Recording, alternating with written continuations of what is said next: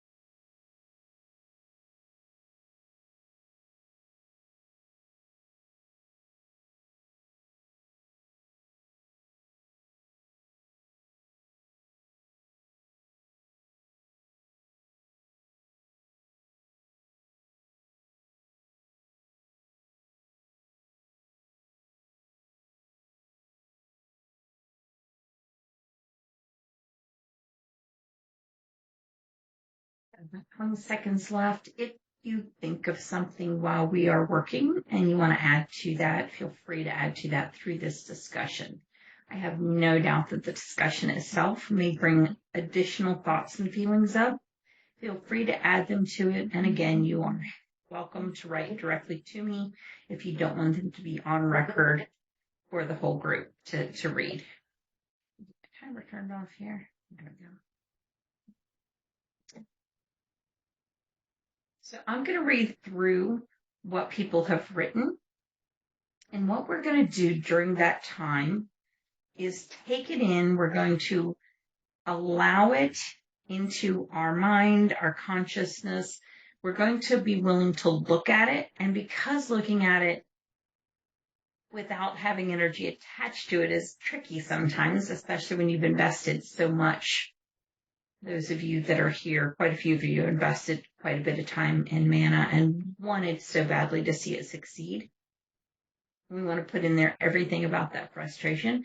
So what we're going to do is an energy psychology technique. We're going to put one hand at the back of your head, like you're cradling a baby's head. We all know how to do that. You're going to take one thumb and place it on your tear duct, and then your ring finger on the other one. There's no pressure in this.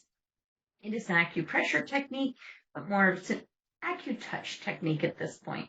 You want to touch very gently while holding those two hands. You can switch them if you need to during this process, and you can bring them down to your heart and just breathe into them if at any point in time this feels uncomfortable. This pose is known to help you kind of, I don't want to say short circuit, but it kind of helps the energy move through our vision center and our perspective and our perception in ways that can help us unlock things that have been taking tons of our energy. We need that energy here and now today. We don't need it tied up in what happened and what's going to happen. So let's bring it all together. So everything that keeps us from deep listening, anything that keeps hot air blowing, everything about the statement that I know midwifery will always exist and wonder how many people will suffer because it has to compromise to be accepted. Compassion, frustrations around invisibility, everything about the imbalance of power and ways in which not acknowledging that hurts families. Everything that keeps us from having an accounting of the money frozen in the FAM account and what happened to them now. Wanting ICM to acknowledge the very clear request that was made to them regarding this issue. Everything around business integrity.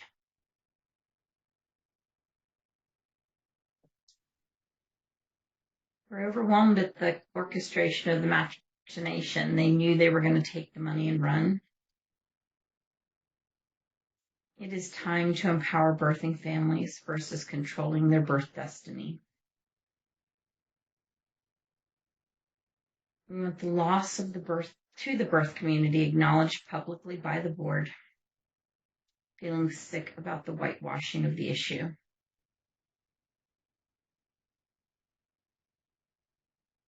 Take just a moment to breathe that in. If you feel these feelings getting stronger and you feel like jumping up and running away, that's not uncommon. Just hold it for another 20 seconds or so. Please continue to hold it until that feeling passes. Taking a deep breath to help it shift, to let your body know you're safe in this moment.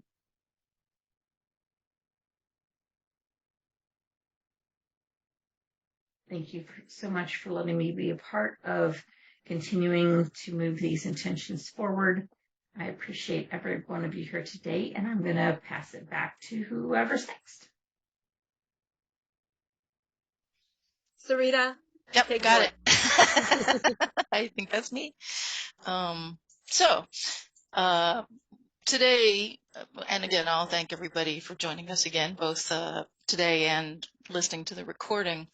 And for the people that are here, what we want to do a little bit more today than we've done before is engage your thoughts and brainstorm, because we've all been very clear that we're willing to midwife this transition, but we really and advise and be involved in a variety of ways going forward. But we need new people, and I keep using the word young, and I don't necessarily mean that in any kind of age chronological way or even experience way, but new in this leadership movement to get involved. And Sharon, I'm gonna interact with you here in a bit, but we want to acknowledge you and your courage, which is a word I'll use lightly, in volunteering to also help emerging midwives. I like that, emerging midwives, or people who are just emerging leaders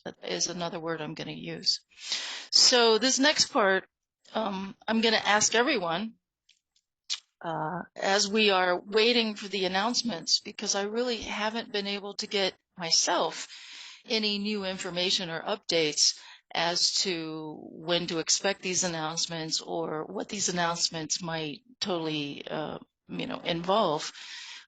So my question to you is, does anybody else have any updates? And what are our plans in the meantime while we're waiting for those announcements? So first off, and Deb, I'll need your help a little bit. Does anybody have any updates in the meantime about? Yep, Barbara Grace says no updates from her. Sharon, any updates from anybody? What to expect? When to expect it? No? Updates on what? On what we can expect in terms of when MANA would be making announcements in terms of their articles of dissolution being filed. With the state of Washington, they have to legally, to dissolve the organization, MANA has to file articles of dissolution with the Secretary of State in Washington State. In that articles, they have to list in transparency what they've done with the assets, who they go to, what those assets were, and how everything was legally transferred according to not just their bylaws, but according to the Washington State requirements. So to catch you up, I've communicated with a variety of people, as some other participants have, that would know about these things, and the only answers we've been able to get have been to expect announcements to be forthcoming. The same response has been given around MANAstat, and we can talk about that here in just a minute. But in particular, I wanted to first see if anybody else had any updates about any of those things. Does that help? Does that make sense? Hi.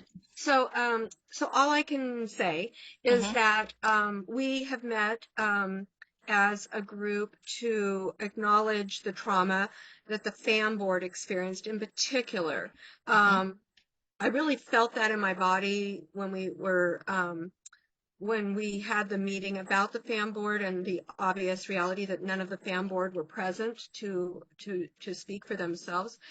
So we've reached out to the FAM board and offered to provide a resource. Thanks to Lori and Lisa, they're willing to sit with the board and to listen and to find out what they want as a collective to next steps, what they want to do next in demanding more to be heard. I mean, I think that is the number one frustrating thing that I find from this whole experience, is that, why do you create organizations and have, ways to communicate with them if you can't get any kind of response back from them? It's communication. Incredibly frustrating. I feel like I want to scream it. It's like, we've been trying to get some response from, well, first it was from MANA, and then they just imploded and said, well, we're gone. But from ICM, which would be the next logical step up, no accountability from them, no accountability really from state or federal organizations. I mean, it's just like infuriating. It's so freaking infuriating. So anyway, we want to provide some support for the FAM board because obviously they are traumatized and infuriated themselves about not being heard. So anyway, that's an update I can give. Excellent. And then Excellent. other update is the rage that you just heard from me right there. I had that, experience today on my walk, and I realized I'm going to put that in writing. And I said last week I would give it to Lori. I just haven't had the time to do that, but I want to say what my involvement was from the time that I ran across, Lisa Moore's statement about what was happening to you, Sarita, which was way back in 2000, right? 2000? In 2020, 2021. 2021 till now, this entire situation has been unacknowledged, unresponsive. I mean, it's infuriating to me. And I'm surprised there's not more outraged people about it. Obviously, there's a lot of people not paying any attention to it. So, anyway, I guess that's my update. Got it. Thank you. So what I'll say about that to try to kind of think about what we're going to do while we're waiting for announcements. It sounds like Deb tells us that, and I was part of that conversation of trying to find ways to have the people that were the FAM board have some group trauma counseling to minimize, not that you can get rid of the harm or the harm to go away, but to try to heal some of that harm so that as we move forward,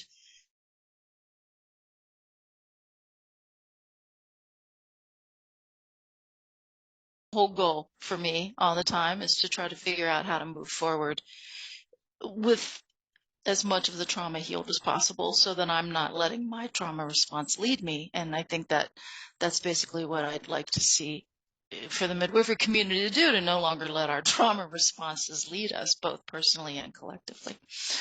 So along that line, so we're trying to help FAM. Deb's talking about writing personal letters or personal statements. That's certainly something that can be done. And, my next question to you would be for us to really brainstorm or think about how we're going to continue asking for this transparency. Like, one of the tasks might be that we agree to check the Secretary of State website once a week to wait for those articles and to update even on social media when they become available, or if not, in the meantime. So, some of this might be that we can individually do some of these tasks and keep us all informed and keep the community informed and see that as some obligation we can fulfill. Does anybody have any thoughts about that, or how we might individually or in small groups or support Sharon? We'll get to that part later as we wait. Any ideas? Deb, you're muted if you're talking. Yeah, so it looks like Barbara had something to say. She said, I can do that. So Barbara, do you want to elaborate? You're muted, Barbara. There you go. Okay. Yeah, I can do the check the Washington State. Well, actually, I usually do anyway. Sweet. I have written them again. I have called the office and then put on that, robo automatic push one, and then you're on minutes. And I've tried that 3 times and not gotten a live body yet. And also, not just, my concern is how this is also spilling over into yarn and meat, and how all of this is, I hate the word, but incestualized basically. And so I think if we really get this whole thing with MANA finally cleared up, it's gonna be that we're here to clean it up, more transparency. So you're breaking up again. I heard most of it. I don't know if it will be heard on the recording, but I basically heard most of what you were saying. And it sounds like what you told me. You can shake your head or whatever. And Lori did ask if you could write some of that out. And if you can put it on that Facebook page, what happened to MANA, I think we could consider using that Facebook page for a while longer, if Deb, that's all right with you, as a communication hub for these ongoing topics until something gets resolved. So that's another idea, to use a communication hub in that way. I'd be happy to do that. It would be great if somebody else could step up and help admin that, and I'd be happy. I think, Lori, we talked about maybe you being willing to do that if somebody else. Right, but you have to add me as an admin for that to happen. Okay. Right. Okay. I'll do that. Small teams, small teamwork. That's really what this is all about. And I believe what I heard Barbara say is that she would be willing to be the person that would continue to have a continuity of checking the Secretary of State website. And then I would ask that even if it was just 1 or 2 sentences, if you could bring that back to that Facebook page after you do and just say no updates or here's what's happened or whatever. And then from that, we can figure out maybe then what we want to do depending on which direction this goes. Yes, we can use the Facebook page. Perfect. So we've agreed to continue to use the Facebook page for a communication hub. And Barbara's going to help us keep track of Washington State. And hey, we're doing good. Anything else? Any other ideas anybody has? Okay. So we're just going to continue I expect have one more transparency. thing. I Deb. have one more thing. I actually feel that a letter to ICM needs to be written, and I'm willing to write that. I think it would be great if there was more signatures on it than just myself. Maybe what we could do is put it together and post it somewhere. Maybe it's just unbelievable to me that the International Organization of Midwives did not acknowledge what was going on at the time. So I'm willing to help you with that. So what I would say is let's create a small team that is the ICM letter response team, if you want to call it that. Okay. And if you want to, and then anybody else that is interested in that can join through, maybe post it on that page that we're doing that. And then I'm more than happy to help you get it on Google Docs, and I wordsmith on a regular basis. Does that work? Would that be a good way to do it? Yeah. Deb, is that a yes? Oh, you're muted. Yes, that's an Okay, excellent sweet. idea. I like that idea. Sweet. Yes. I was waiting for a head shake or something. Okay, anybody else? Any other ideas? I did want to put out there that I am still pursuing the Connecticut Banking Department, which is what they call their state regulator. The first reply was deficient. All they did is send my letter to Morgan Stanley, who then said, hey, we told her, show us a court order. Right. And then I bounced my head off the floor in the winter. So on April 8th, I asked her, I said, and I showed her how we're still the registered board in Connecticut. Perfect. I said, so you're telling me that somebody can make a phone call and take somebody else's funds, and that they have to dig in their own pocket and prove. So anyway, I have not heard from her, so I'm thinking Samantha C. Rose needs a phone call from me. Would you mind? And you can say no, of course, always. Taking on the task of checking in Connecticut, kind of like Barbara's going to do in Washington State, on whether or not those names have been updated or if there's been any additional information filed about FAM, and then just letting us know in the meantime. Yeah. I mean, I checked yesterday and we're still the registered, whoever we are. Right. I forget the lingo. Board, the agents or something. Yeah. Yeah, that would be great. I think if we can just have some way so that we don't drop things, things don't get lost through cracks. It'll help to do what we're trying to do, which I believe is to make this transition happen in a way that the movement can move forward with more transparency and integrity, right? Like, I don't want things dropping through cracks if we can keep from it. Well, and this is not the way that you deal ethically with other Right. people or with organizations, Right. in my opinion. So I think that's the reason that, I know for myself, when I check myself, it doesn't have, I am frustrated because I know that if I were dealing with another organization, like if I were dealing with ACOG over some kind of issue like this, I would have a response. Even if it didn't say much, there'd be a response. That's right. Yes. You would be acknowledged.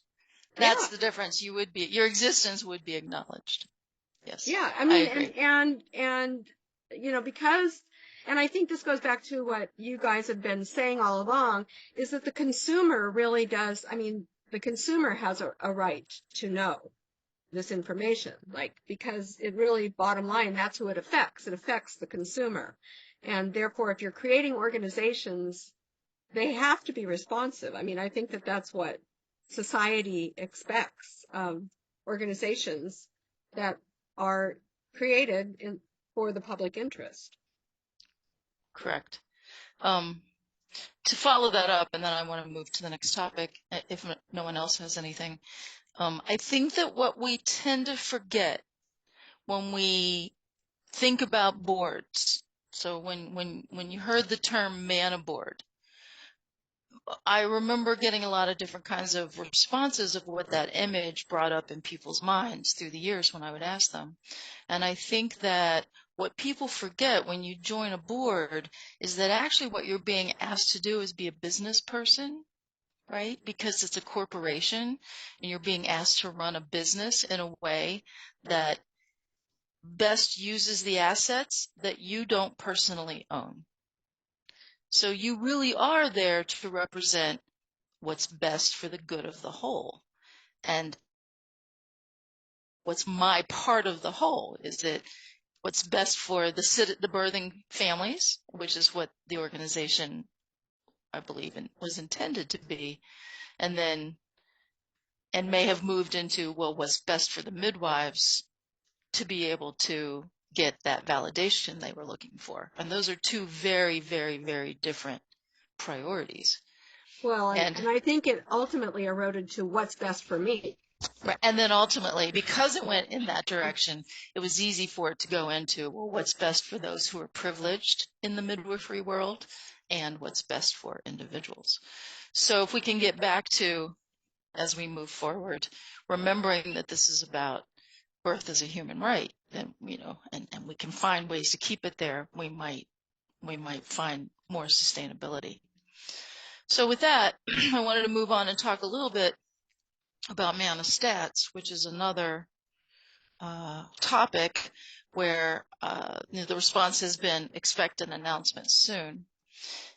In the meantime, we really don't know anything about it. We don't know. And I know the developers well enough and their professionalism well enough that I want to say right now that anything they tell me, I'm going to believe. And I also know that they don't mess around with dishonest people. Like, I wouldn't expect them to tolerate anything that was going to compromise the validity or the integrity of the data. That's something I can tell you without a doubt. The trouble is, for me, that those people, the developers, will be employees of whoever owns the database. And we don't know who that is. We don't. So that those owners could at any point tell those developers, see you later, we're going to switch to some other program and give the whole system to whoever we wanted to give it to. So for me, it's not that I have some quiveriness around the people I know who love the project and who are dedicating themselves to it right now. It's the people who have the power to decide who ultimately is going to own it and therefore make future decisions about it that worries me. So I don't know if anybody wants to talk about MANA Stats, but I just wanted to make that really clear, that we have to separate right now the people who are working it and doing their best and telling me that it's thriving, and the people that we're waiting for the announcement from. And it does concern me that there's no forthcoming information even about what they're thinking about, let alone what their final decision would be. I think that that's an interesting concern, an important concern, and one that I'm pretty sure the majority of the midwifery community doesn't fully understand. I wouldn't either if I hadn't done in-depth work on the project itself during that transition, is to really be able to separate. And I think I said before that MANA already once upon a time had a court battle over who owned the data, and there was some out of court settlement. So it's not without precedent for there to be some argument or disagreement over who owns what. Now, MANA in that court case was clearly given the rights that they owned the project, they owned the database, right? But in the day of, and Lori maybe knows, I'm sure knows a lot more about this than I do, in the day of tech development and things like that, then you've got the developers' rights to intellectual property in the development of this unique database, as well as then who actually owns all of the data sets going forward. It's very, very complicated. And it's concerning to me that there's no communication about what's happening. I'm willing to keep an eye on MANA stats and give any updates to the Facebook page on anything I find out or know. I can't promise that I'll find out anything, but if I have concerns too or thoughts, I'll bring it there. I'll make that promise. Does anybody have any thoughts about that or anything they want to add? Deanne? I just wanted to say, back in February, somebody named Jenna DeSwart said that she was on a small team of 3. Yes, she is. I've spoken with her, actually.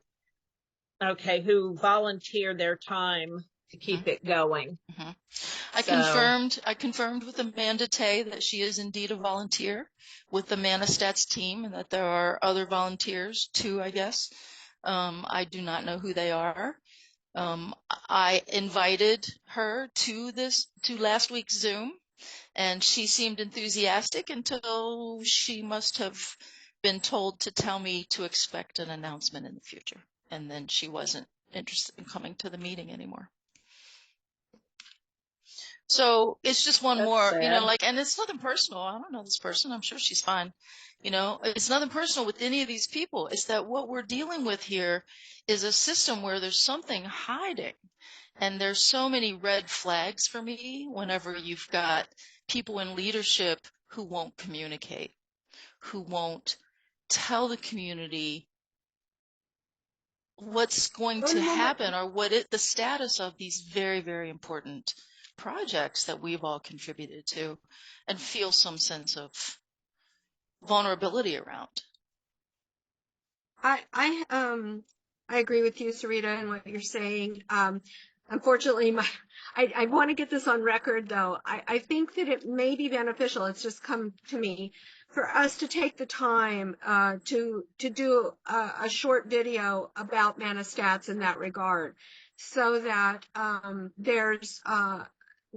so that your intellectual knowledge of what's going on is preserved, and that as it happens in the future, people will be interested in knowing, and at least we go on record with a concern about this. So I think that might be, just as we're kind of having some next steps regarding FAM, it might be a good thing to do, to put some guardrails around what we know around around MANAstats, because we do have identified that that's something important for the community moving forward, and we have some historic knowledge about that should be preserved.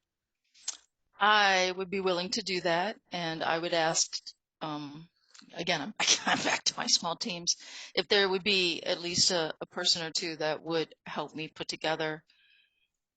I often need people to help me draw out what's in my head, because I know it, but I don't know what you know. So I need people often to ask me questions and help me figure out what it is that I can put into words to help you understand what I understand. So, Okay, well, Lori. So I think at the end of this, we can go through the chat and kind of see some small teams coming together, and yeah, then use the Facebook page to keep those small teams organized. that's a Dang, it really almost great looks like idea. an organization coming together. Sorry. That's a brilliant idea. And so what we'll do is we'll identify these small teams. We'll post that's the outcome of this meeting, and then we'll ask for support around that. And then whoever's taking leadership within those small teams can decide about follow-up communications and those sorts of things. Perfect. I like it when a plan comes together. Anything else about mana stats? Let's see. There's people I can't see.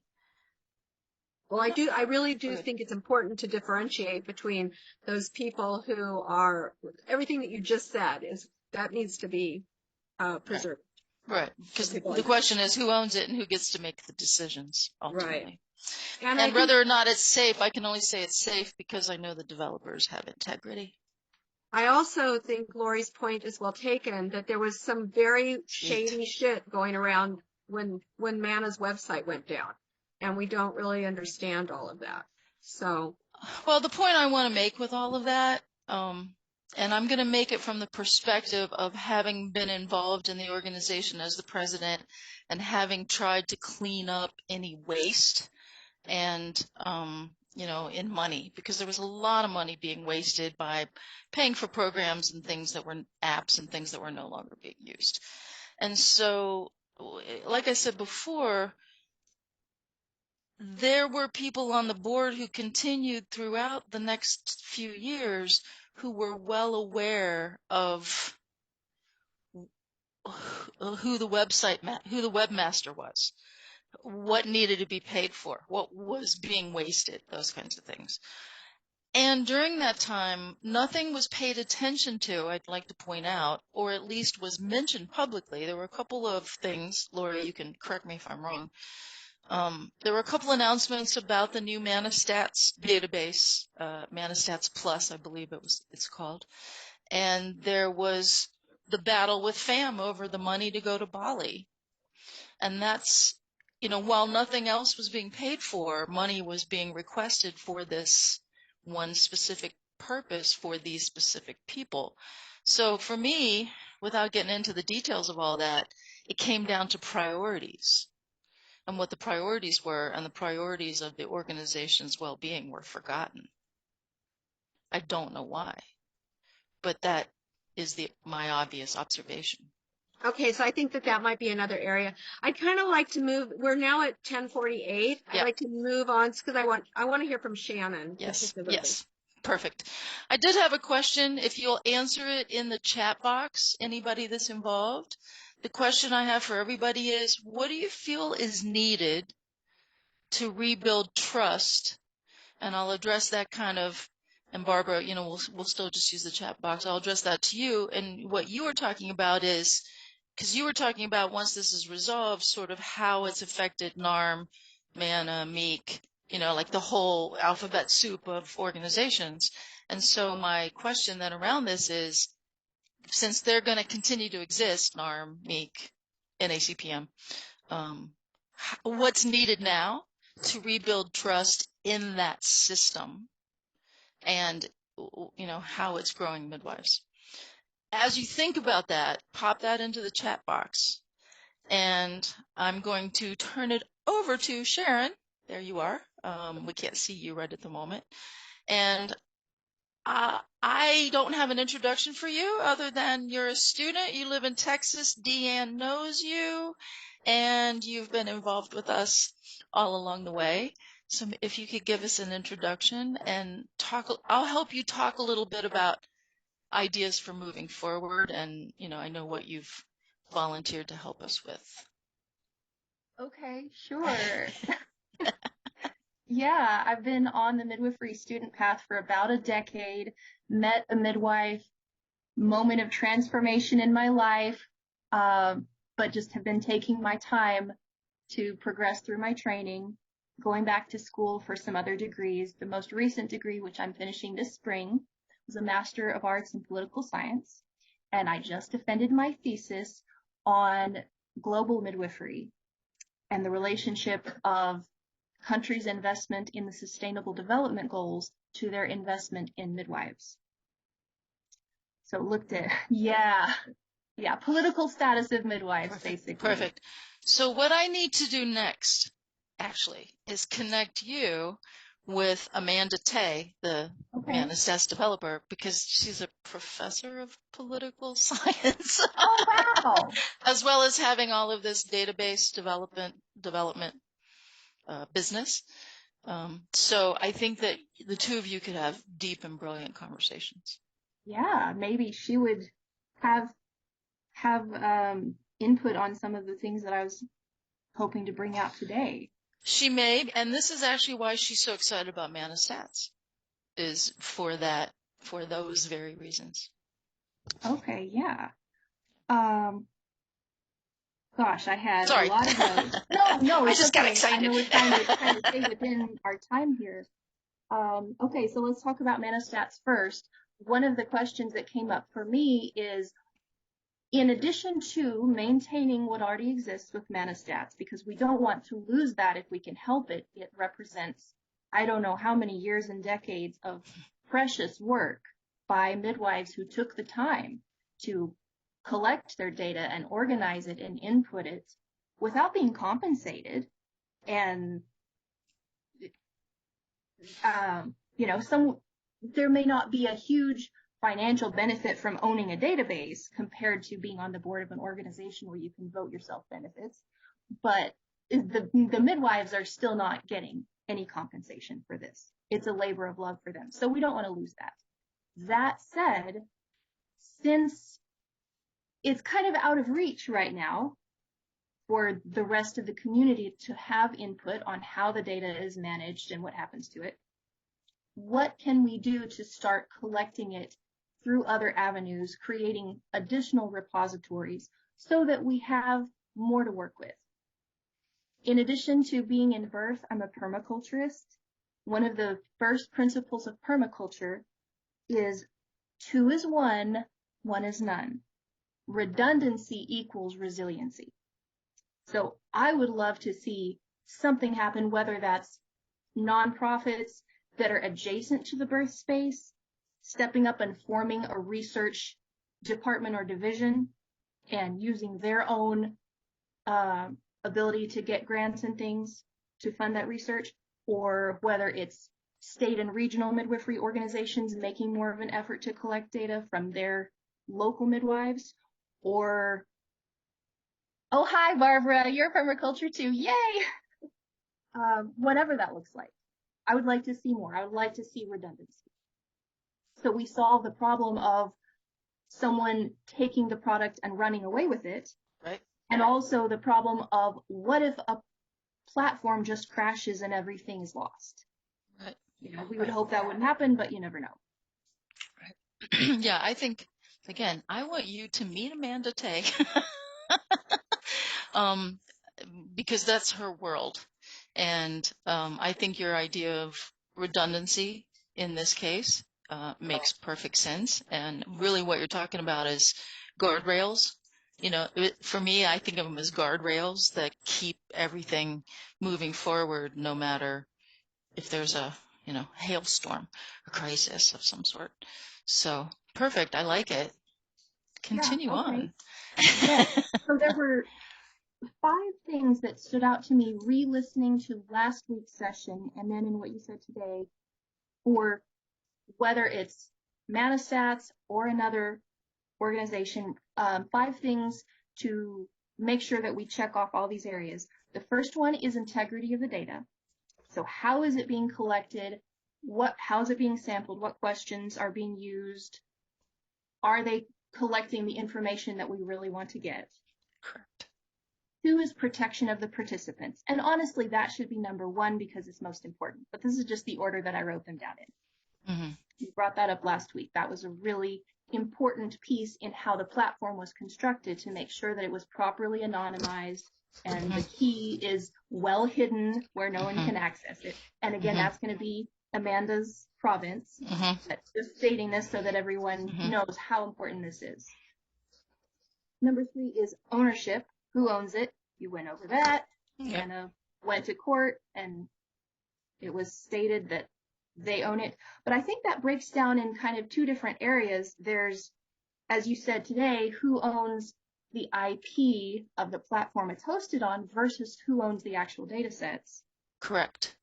But then there's this issue that I think is close to all of our hearts of the ethical, or whatever you want to call it, the rightness of an organization versus the community and the grassroots having moral ownership. So there's legal ownership.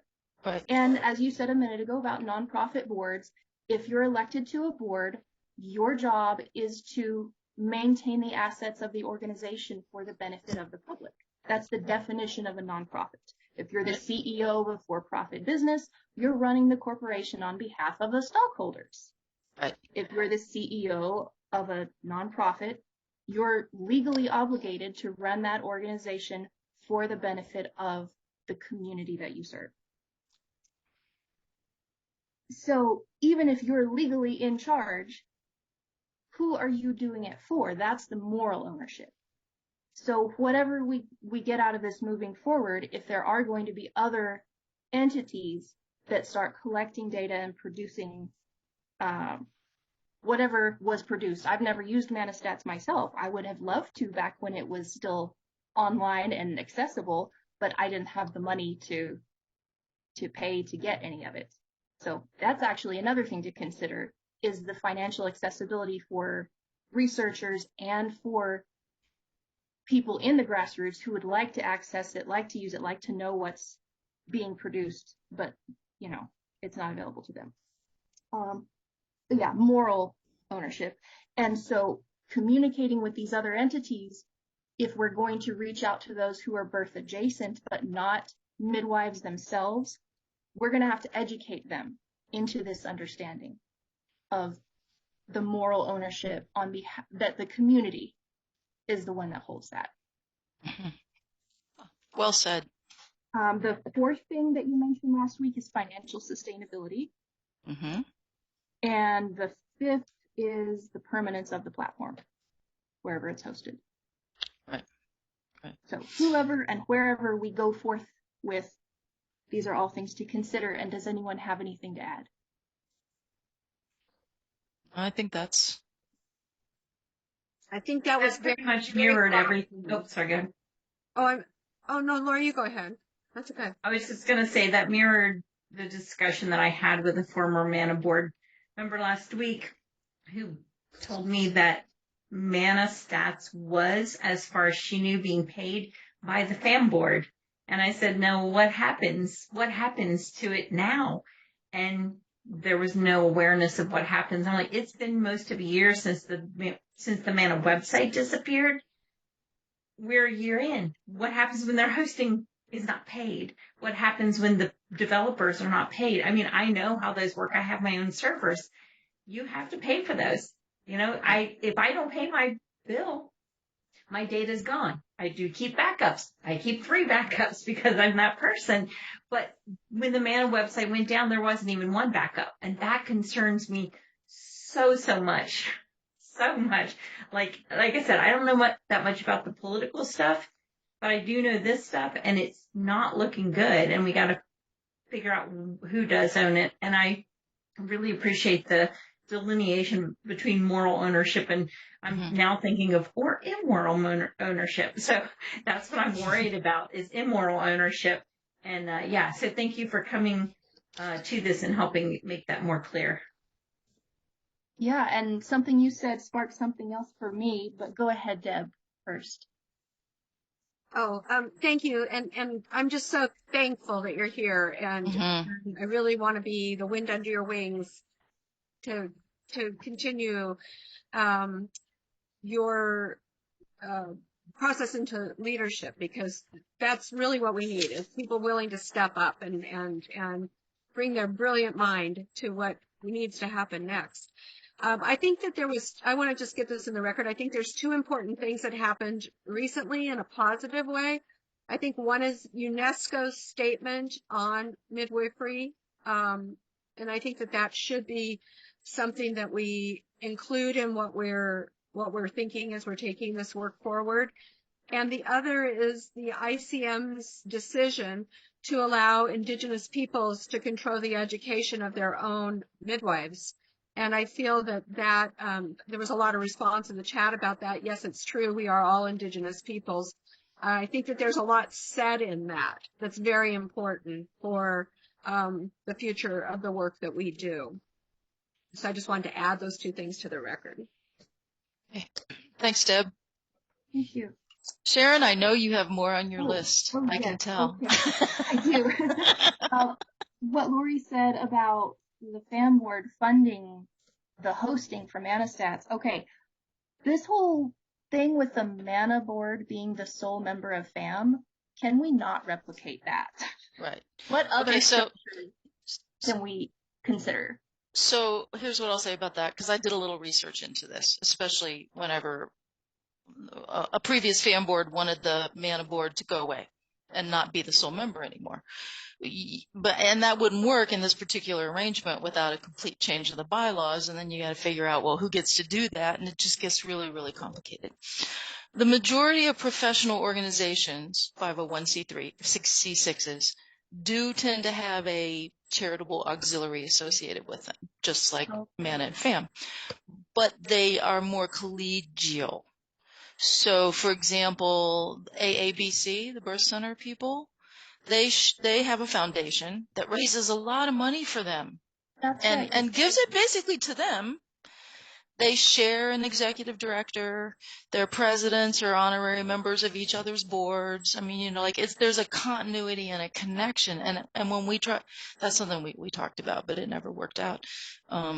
There's a continuity so that it's clear that this charitable auxiliary is there to support the projects and not just sending people to Bali. I don't mean that.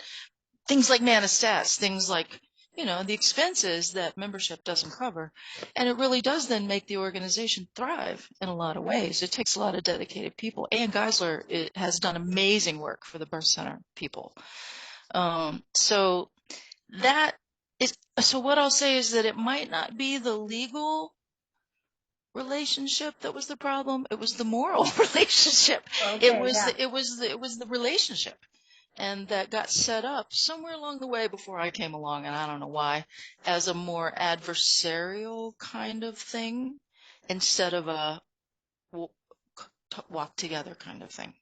Right? Okay. Off So the top of my head, from what I've seen, is that once things like ManaStats, NARMEEK, whatever, got set up, there was nobody said, where do we go next? People just kept sending money.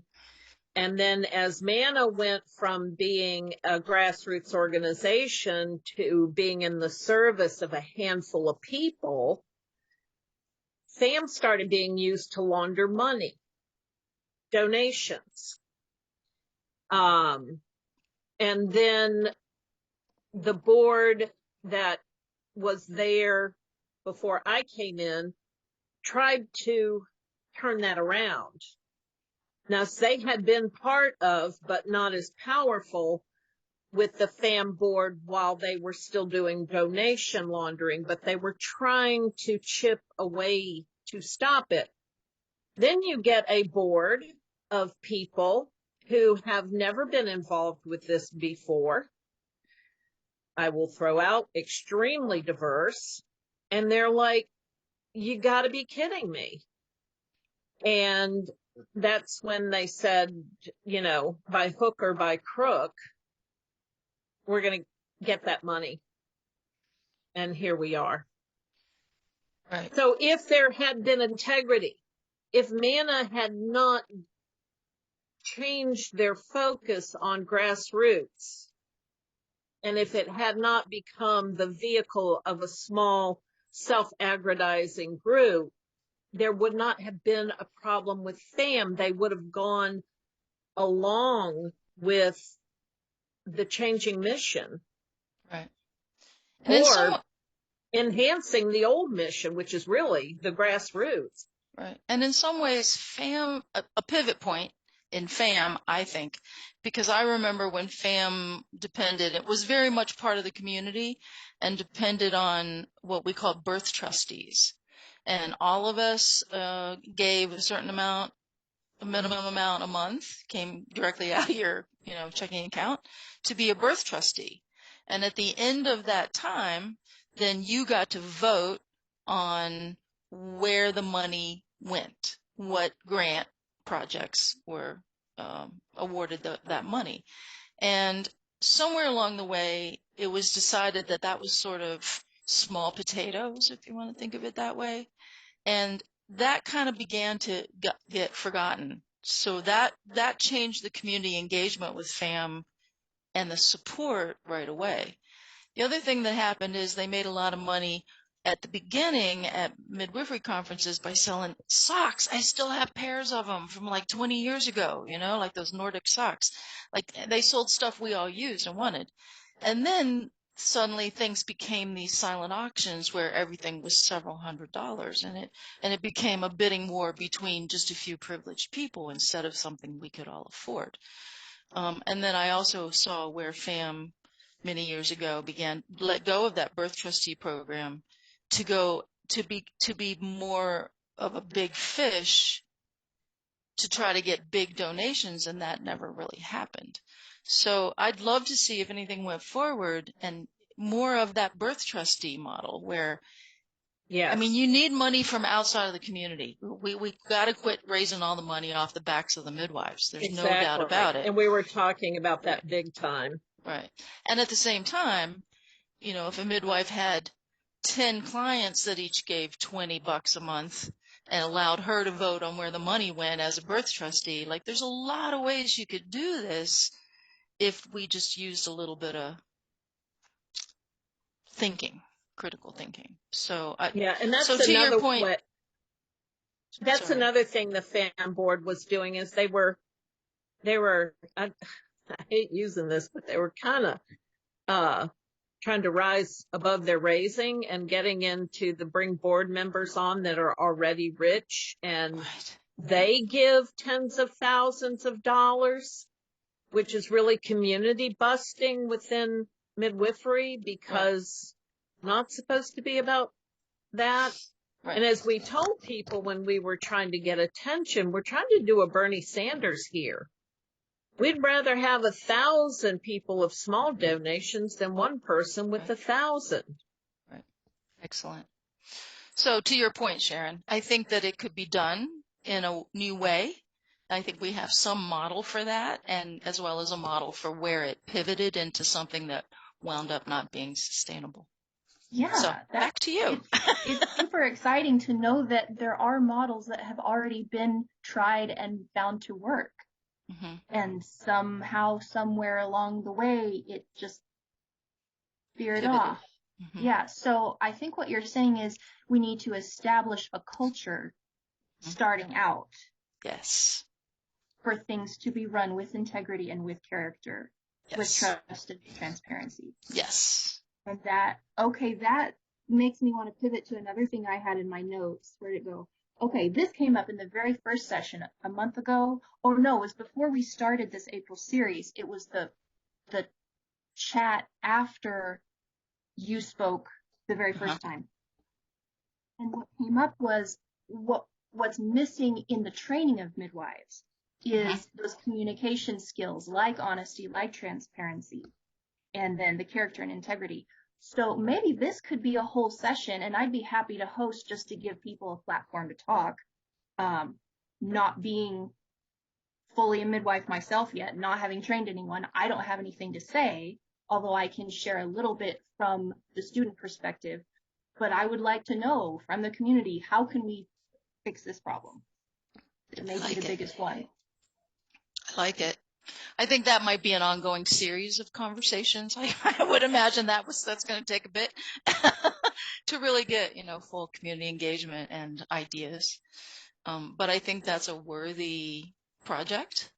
I think it's to critical. have discussions on this. It's critical to set that foundational stuff in place because, and to be honest, I think that the years that were spent in the beginning of MANA to establish consensus decision making Right. and some kind of communication that was nonviolent, that was in place for a long time. And eventually they didn't revisit those foundational core values, and that's when it appears to me things started to go off rails. Right. So this is all so interesting because 12 years ago or whenever, 12 years, I met this midwife and I dashed home to the internet to start learning about birth and called the one midwife in my area that I could find on Google to see if she would take an apprentice, and it didn't work out. We didn't click, but her advice was go buy Heart and Hands and read that. So I did. And there's a whole chapter in there about how MANA got started, but it really went over my head. I didn't understand the significance of having a national midwifery organization. I didn't understand any of the culture involved in creating an organization and getting buy-in and grassroots and whatnot. It really didn't seem important to me at all, other than the page somewhere in the back of the book with the MANA statement of values. And I read it and I was like, oh yeah, I can, most of that, I can get on board with that. That's cool. And then I finished the book and I put it down and I moved on. I didn't understand any of the real gravity of what we're talking about today, that it's not just about having an organization that's a bunch of letters and alphabet soup and lobbies somewhere in front of some government. It is about the midwives being connected to each other as a community. Right. Exactly. Here's what I'll say about this. And the first time somebody told me this, I had a less than positive reaction to it, and now I understand it's true. And the person that told me was a student that came and spent the summer with me from Stanford University, and she wrote her paper on midwifery in Appalachia. And of course, her ideas when she got here were completely different than the way the paper wound up. She won the Golden Humanities Award, actually. And she made the point that this modern midwifery movement was reactionary. I was like, oh, what? I just reacted to that. And she's completely right. Everything we did, and I especially realized that I found I did apprentice academics many, like in the 80s. I just gave it to Lori a bunch of the old stuff I did. And when I go back and I read the birth stories from when I started, I can really see how we were reactionary to obstetrics in everything, while at the same time thinking they knew more than we did. It was a very confused, like we were confused. There's no doubt about it, right? Because of what we had been taught. And so what I'd like to say to you is that one of the paradigm shift, there's a lot of underneath paradigm shifts from power over to power within, there's a lot we can talk about. But the power shift I want to see moving forward is I want to see us stop being reactionary, and I want to see us be powerful. That was the mistake. I believe that was a mistake we made. Yeah, that we had to make because it's all we had. We were asking to exist. Right. We were reactionary. We were really begging to exist. Right. As opposed to stating the fact that we exist. Right. We're like nature. We're like what I want to often say whenever I'm chasing the deer out there off of my plants, and the deer look at me and they remind me they were here first. Midwifery was here first. Birth was here first. We can stop being reactionary. We have no reason to prove our right to exist ever again. Right. And we will always exist. And in fact, I mean, if you're really to look at it with a critical eye, I think obstetrics needs to prove its value. They can't. Because its stats are not good at all. Right. Even based on its own criteria for judging. The evidence is lacking in many areas of this domain. Yeah. Yeah. So that's would be my my Yeah. advice to you. And like Deb says, I'm more than happy to be in whatever capacity you need support in, but we need, and another area I'm particularly interested in would be leadership development and really talking about, because I find that lacking in midwifery education, leadership development. That's something that's really important. It doesn't necessarily just come naturally, although you got to have certain kinds of personalities, Which like, is also something FAM was talking about yeah, funding. yeah, leadership development is really important because there are skills out there you can learn. And I've been helped since I was in junior high school by people giving me leadership development advice. So that's something I'd be interested in doing and would recommend be part of that shift. We're all leaders. It's not just a special group of people. We're all leaders. So I'm hearing another committee there. Yeah, could be. So Anyway, because go I've on. kind of been tasked with the timeline, so we're at Mhm. 11:15, so we're just a little over our normal hour, which I think is great, and I think that the conversation is going really well. I'd just like to turn it back to Shannon and see if there's more on that you have, and Yes. also if anybody else would like to say something. Yes, Sharon. Yes, there is. Okay, so, which direction do I want to take this in? Oh boy. Uh, reactionary. Let's talk about that one. So you're saying the modern midwifery movement, so basically since the 60s, right? 60s Yeah. to 80s, Yeah. was reactionary. Mm-hmm. Well, I wonder if we could say that all of the branches of the community right now are suffering from a reactionary syndrome. Because I was Yes. making notes on this earlier. The three main areas of conflict that I've seen. I've been in the midwifery circles on Facebook for maybe 5-6 years, just watching and listening and trying to understand. And the first one that I've noticed is the elders versus the emerging midwives. And I almost didn't say versus because I don't want to set up this conversation in your mind as an us-them, but it does end up manifesting that way. Mhm. So I guess I Agreed. could say the elders and the emerging midwives. We'll take out that word versus. Okay. So we're not putting that in our heads. But they're kind of reacting to each other. Mhm. And I feel like the emerging generation is reacting more.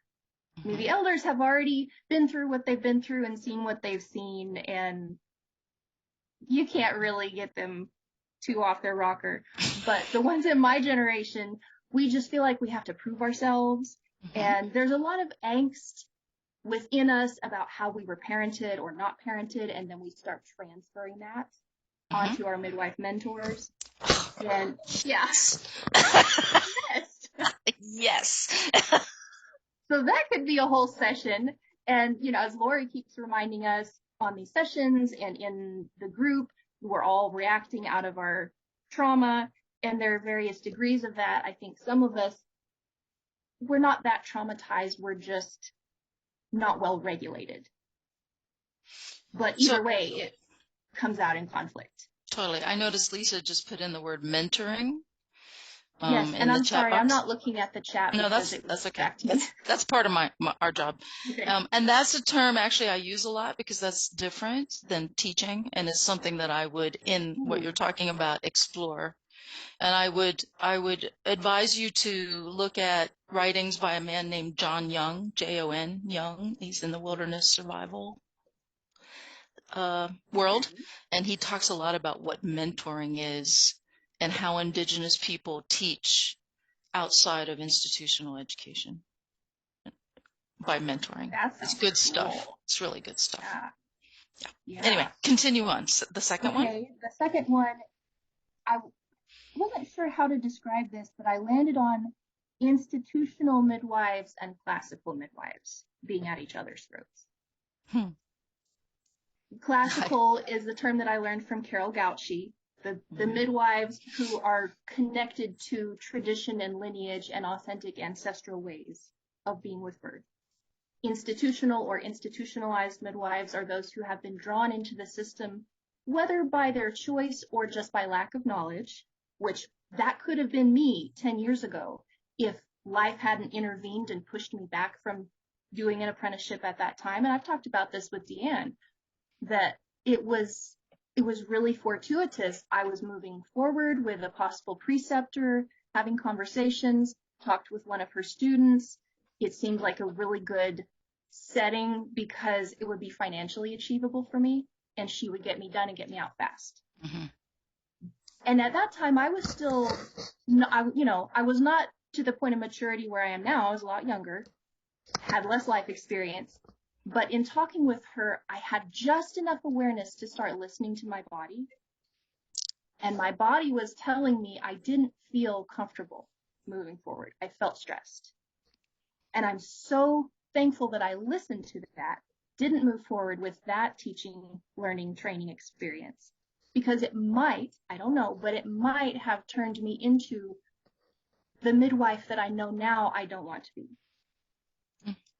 And there are many, many young aspiring midwives in that same situation who just want to get their training. They just want to get done, get in there, make a difference for women, because what they're absorbing is that reactionary rhetoric. Hospitals are bad. Women are being forced into unnecessary C-sections. That's this and that. That's what I said when I first started telling people of my dream to be a midwife. Well, I want to save women from C-sections. Good And luck I can with laugh that. about it now, right? Yes. But, that lack of knowledge, we don't know what we don't know. So we just go in, try to get into the system, get accepted, and along the way, become institutionalized. Correct.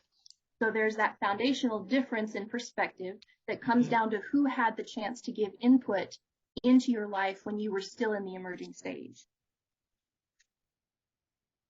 And then that gives us this huge chasm between two groups of midwives, and it usually looks like those who are in more of a clinical hospital-based setting versus home birth. It also comes out as midwives versus birth keepers. Mm-hmm. And some of you are in the same large Facebook group that I'm in where these conversations come up a lot. Mm-hmm. So, And I would say I don't a even big know what to part of say that about is that one, one, but go ahead. a big part of that is because we talk about midwives instead of women and families. Ooh, there you go. Right. That's the focus on the midwife instead of the citizen, instead of the birth. Oh, wow. Okay, this brings me back to what was said in the Facebook group about a week ago about defensive communication. So defensive and reactionary could be related. And if you feel that you have something to protect, you're not going to be focusing on the families. You are going to be focusing on yourself. You have to. Yeah. Or you lose Oh, that go ahead. license. What I can tell you is that if you focus on the families, the system doesn't like it. They expect the allegiance to be to them. And that's what a license does. That's what acceptance into the system does. It says the families have to be in the back seat and no longer a priority. Even if it doesn't look that way most of the time. It's about the power and where the decision-making power is. Yeah, so we need a whole session on this point as well. And then the third area, go ahead. Now, I was talking to Sarita this morning, and in a nutshell, the history of this is because history is repeating itself. When Shepherd Counter funds were used to corral midwives in the 1920s, at least in Halifax County, Virginia, you had white mountain midwives who came down and looked at and said, yeah, no, thank you, and went back to the mountains. You had the older black midwives who went down and said, I'll party with you a little bit, because there was, they did songs and food and stuff, and then they left and went home. It was the young midwives who wanted to look modern who stayed, and we started losing midwifery because you had nurses who trained them and they weren't connected. I don't want to, Hey guys, they were not as connected. Deanne, Gotta I keep hate to going. interrupt you, That's but Lori has had her hand up for a bit. Here, I know she's got to leave. You ready, Lori? Yeah, Sorry. I just wanted to make sure that this got on. I put it in the chat, but I want to make sure it got on the recording because I know not everyone will have access to that chat. And Sharon, one of the things that I continually see in this, I mentioned the trauma earlier, but we also know that it has to do with relational midwifery versus transactional. Right. And when we're in community with people and we're building relationship with them, and our entire goal is to have healthy relationships in our community, it's not the same as transactional. And what we have is a trauma foundation based in transactional midwifery, which isn't a thing, actually. That would be obstetrics. That would be the hospital That's model. obstetrics. It's Right. very completely different, right? And I said it, I was like, yeah, it's not even that. But for us to continue moving forward, we're going to have to focus on the relational aspects and the community aspects. And at the same time, we live in a world that is a transactional base.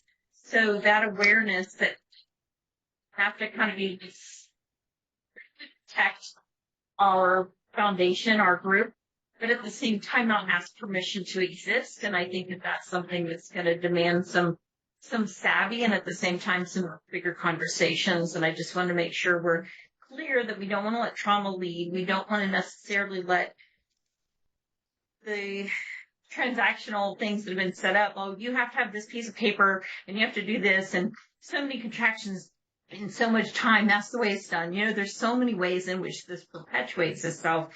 And I think moving forward, we have to be able to recognize when we slip into a transactional relationship, because that's going to be really critical, knowing that the energy we put into the community is what we get out. So it's not a surprise we are here, because that's the energy that was put into it. So anyway, that's my rant. I'll behave now. Thank you. Thank you. So, Lori.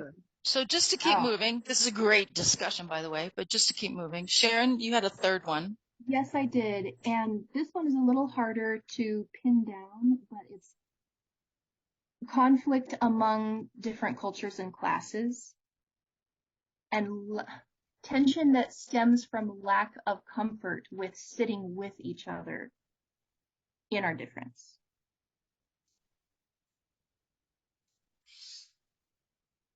So I think I lost you there for a minute. My internet's unstable too. But what I came back and heard you say that it's a tension from our inability to sit with this discomfort we have with each other enough to be able to work through it. Yes. Yeah. Yeah, because nobody wants to do that. That's the hard part. And Deanne and I were talking about that this morning too, of there's so everything in our lives, in our world, in our society aims at disconnecting us from each other, from ourselves, from nature, from, everything. And so that's become sort of the go-to is where, you dance. Well, my people say you dance with the devil, and the devil we know is disconnect. And so it's scary then to think about what we have to do to go back to being connected. And that's why it takes people like you, right? Because young people, emerging people who are leaders, who are willing to host and have these difficult conversations, right? Like as midwives, we should be able to be comfortable with discomfort. I mean, like that's our whole world, right? Is being able to sit with somebody whenever they think they're dying, when they think that they are they're dissolving into something else. So I think that it will take people like you to help us get through those conversations. And I think these three areas, like your brain is really, I love it. Your brain is really good at being able to catalog and prioritize these things and condense it down. And you can tell you've been a student, condense it down into the important points, right?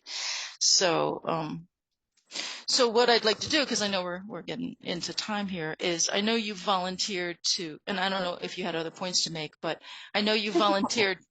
Okay, so let's do those fairly quickly, and we'll try not to say anything back. And then what I want you to talk about is how you're going to host us in these conversations. Okay, so I'll just throw a thought question out there. Nobody respond. just sit on the edge of your seats and think about next time. So on this note of bringing us down from the cliff of reactionaryism, okay. I've watched the furor arise over midwives having each other's back when something happens and the system comes after a midwife, but also if midwives feel like other midwives are breaking ranks and not supporting, then they lash out and inflict their trauma on that one. And I've personally experienced this. There was a situation with a midwife a few years ago, a very public case where a baby died. She was prosecuted. I asked a question in a public forum trying to understand better because I didn't have all the knowledge and was shut down by an elder midwife who thought, because she didn't know me, she assumed that I was working for the other side, so to speak, trying to discredit this midwife. And it wasn't that at all, but because of her trauma, having been prosecuted herself, been through all sorts of things in her locality where she lives, and having seen things for the 40, 50 years, how the system comes after midwives, she was protected. So, how do we rebuild a culture of trust where we can shepherd the emerging ones in and help them build the right set of responses to where we're all healthy, all healed, all responding well, and we can have each other's back without going into wagon circling mode?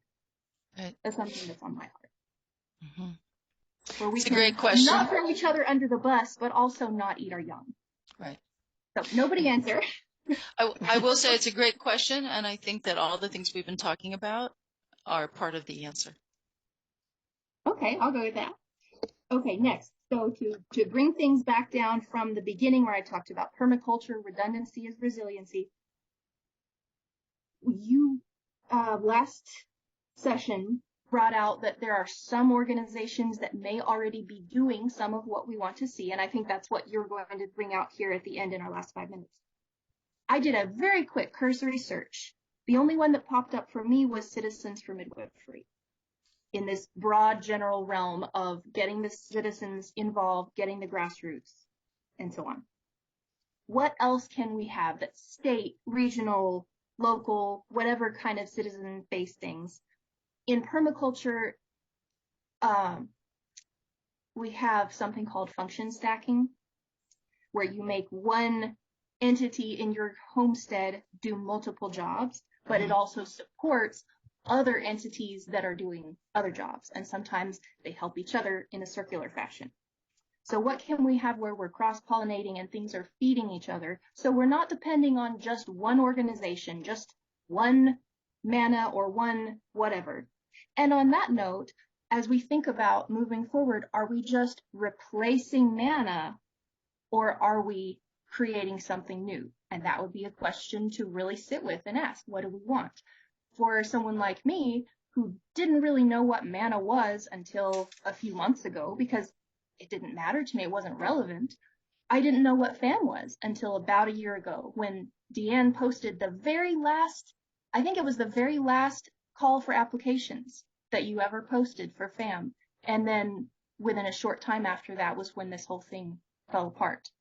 I had never heard of FAM before that, didn't know it existed, was astonished and thrilled that something like this existed. Okay, but back to the multiple. And that feeds into midwives connecting with each other as a community. It's not about propping up our validity and our status with, we have an organization, look at us, we're so professional. It's about the community and the connection.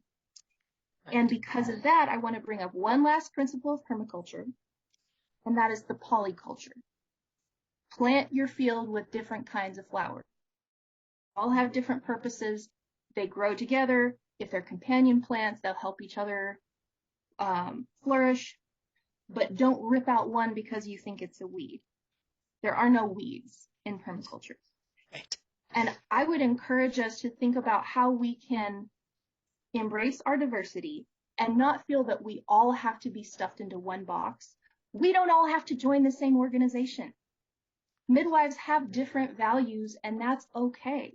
There are some midwives, and I discovered this as I was going through the research for my master's thesis. There are some midwives who would prefer not to associate with ICM or with a national organization that feeds into ICM. And I hope we can have another session to talk about just that piece, because I have more curiosity questions about the ICM relationship. But there are midwives who don't want to be affiliated.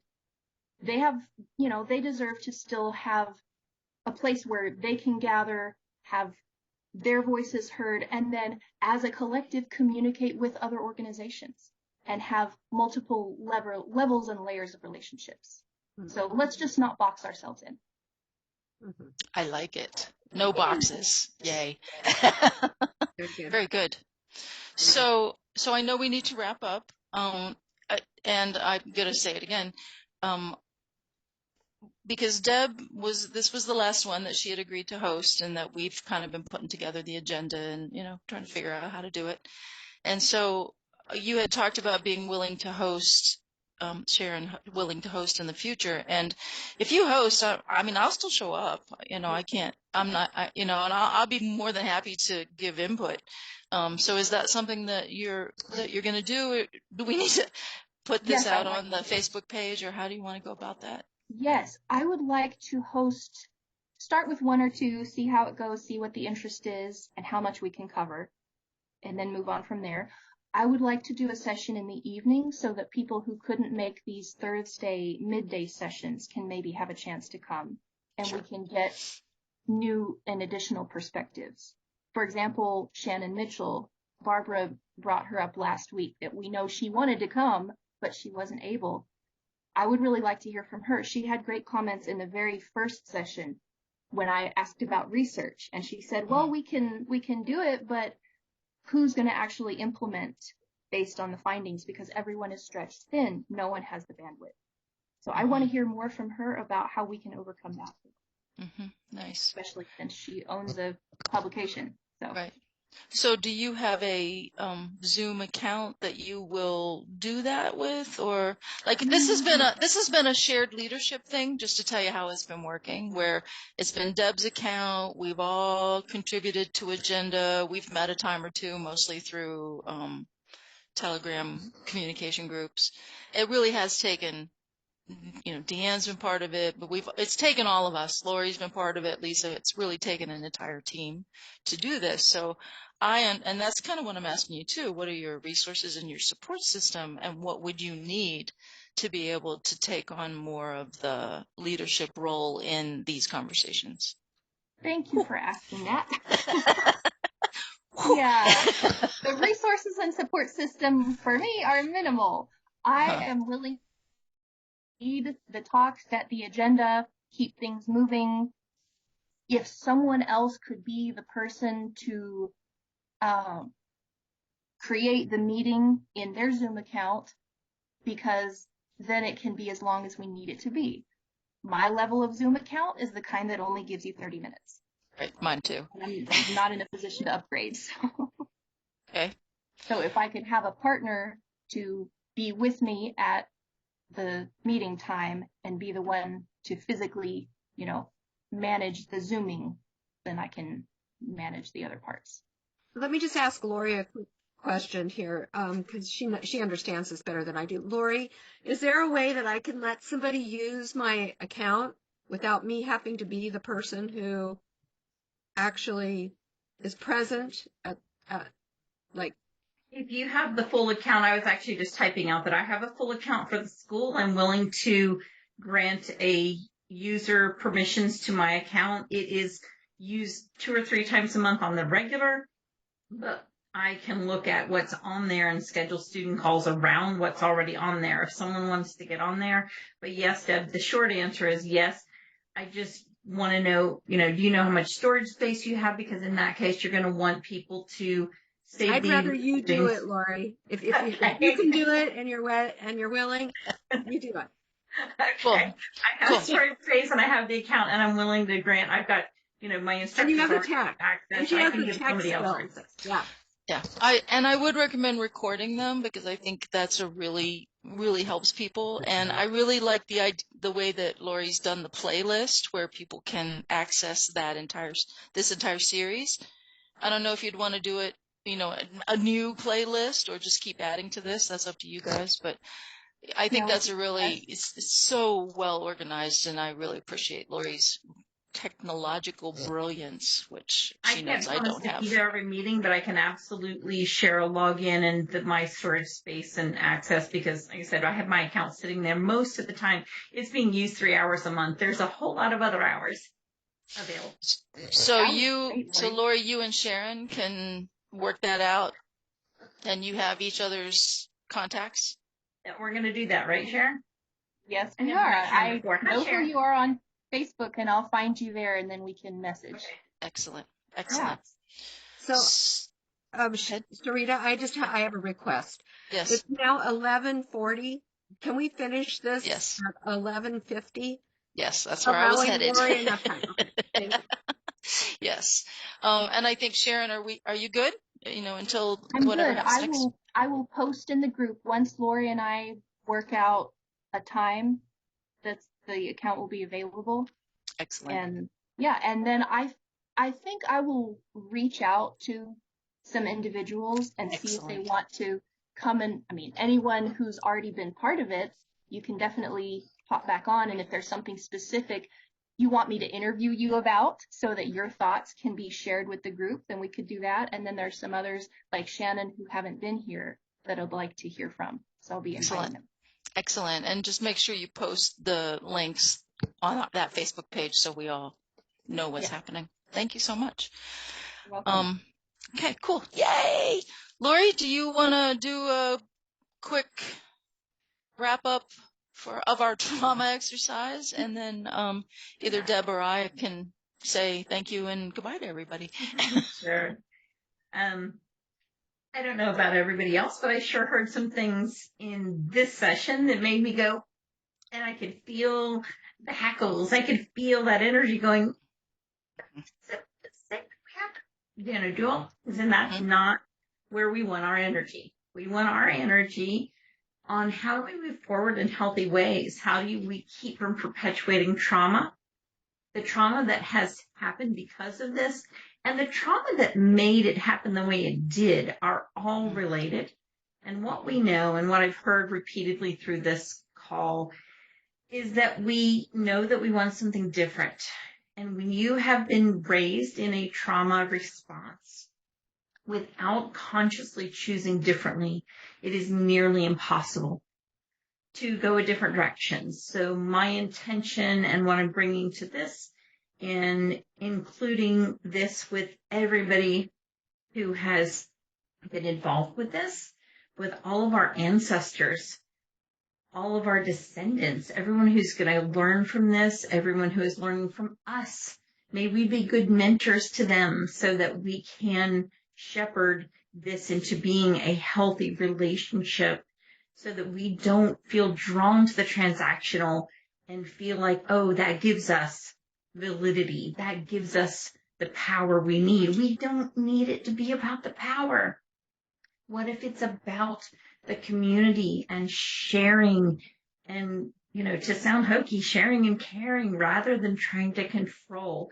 And I think 3D views power with instead of power over. I think that can be a way to look at it as well. But in some way, we don't even need to be seeking power. We need to be seeking connection. And if we can nurture that connection and basically say no to anything that doesn't build that connection, we will be able to move forward. And we need to be able to keep each other accountable. So one of the reasons that the transparency is so important is not because everybody has to know your business. It's because without that transparency, it's easy to let things be in the shadows and be afraid to look at them. And healthy relationships don't have that. So we want to do whatever we can to support healthy relationships moving forward. And we need any organization, should one come out of this, to be based in that energy so that it can perpetuate that energy. It's only going to perpetuate what it is created in. It can't help it. So if anybody has additional things to add to the text here that will go into the chat, I can actually scroll back and read a few of the things that brought us to this, that came up in this meeting as well. Again, we can do the hands on the head, or if you want to put your hands over your heart. I'm just going to go back through and read some of the little triggers that popped up as we were communicating here. MANA didn't include women and families. It didn't include BIPOC or Indigenous families. It wanted to build community, but it didn't know how. FAM wanted to build a legal fund with no questions asked. You need to be in relationship. We want to see what happens if we pattern ourselves after nature. And thank you for the term permaculture. I mean, I know it's a term, but honestly, that is really a great picture compared to medical model, because what we want is that permaculture. Any of the trauma that resides in our current patterns and protocols, all of that is being put in there as like, how do we break those patterns? We don't have to justify our existence. We need mentoring. All of the things that have brought us to the point that we don't even really know what happened, everything about that is going into our intention, into our deep breath, into building healthier relationships in all directions with our co-workers, with our community, with our ancestors, with our descendants, with those in our immediate circle and rippling forward. We all know that sending confident, competent parents back home with a baby that is well connected is the ideal. That's true for any of our other mentoring as well. We can't be the ones who think we have the answers. We have to be willing to say, what does your community need and how can we support you? Anything that keeps us from that is healing now with our grateful thanks. May we continue, as Sharon pointed out, to feel it in our bodies when things aren't right, when we don't want to perpetuate whatever that is. We may not have a label for it, and that's okay. Sometimes it's just the water we've been swimming in. We don't even recognize it, but it is part of what is keeping these systems in place. A couple of deep breaths to bring us into a reminder that physiologically we're safe. We're safe to express these feelings. We're safe to move forward. We're safe to create a community in which these ideals can thrive. A community in which these ideas aren't dismissed as old-fashioned. Permaculture is really just what nature's been doing for thousands and millions of years, and we want to get back to those same roots. Thank you to everyone who's been showing up. Thank you to everybody who will continue to look for answers and try to support one another in community moving forward. I appreciate you all. Thanks, everyone. Yeah, thank you to everybody. We didn't know where we were going when we started. And, I will have to say that now that we're through this initial series, I feel very grateful and hopeful and satisfied with what we have created. So thank you. Me too. Thank you so much for showing up and bringing your fine minds and spirit. And Lori, there's just not enough words of gratitude to thank you for starting us off and ending us each time with these beautiful intentions. I think we're really sent on a good way. So help us on our way, Goddess. Help us on our way. our healing way. Woo. Okay, so I'm gonna end this series. Thank you all again, and you've got it, right, Lori? So you're okay. Yep, I got it. We're gonna get it up. Ciao. Stop now. Bye.